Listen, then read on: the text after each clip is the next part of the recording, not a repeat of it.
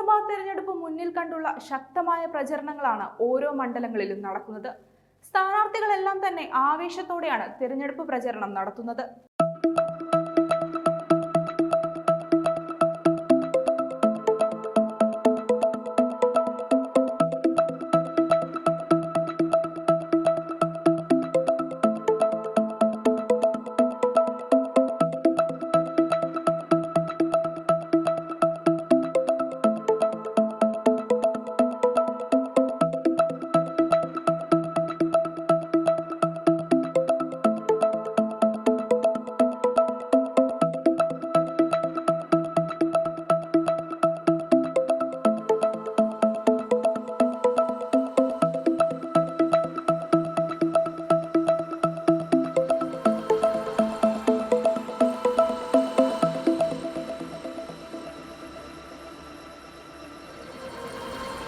അത്തരത്തിൽ ശക്തമായ പോരാട്ടം നടക്കുന്ന മണ്ഡലങ്ങളിൽ ഒന്നാണ് തൃശൂർ.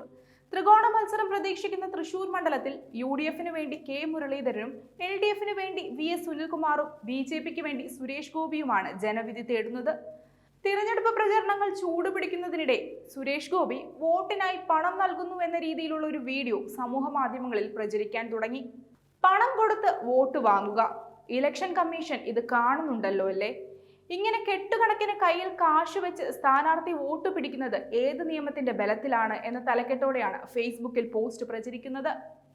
എന്താണ് ഈ പോസ്റ്റിൽ പറയുന്ന കാര്യത്തിന്റെ യാഥാർത്ഥ്യം എന്ന് പരിശോധിക്കാം.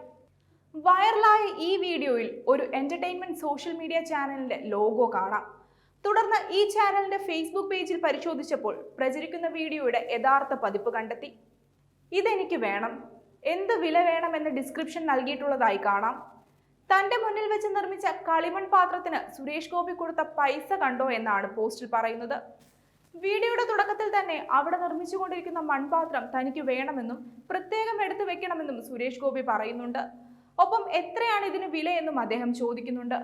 പണം വേണ്ടെന്നാണ് അവിടെയുള്ള മൺപാത്ര നിർമ്മാണ തൊഴിലാളികൾ മറുപടി പറയുന്നതെങ്കിലും പണം വാങ്ങാതെ തനിക്ക് മൺപാത്രം വേണ്ടെന്ന് സുരേഷ് ഗോപിയും മറുപടി നൽകി.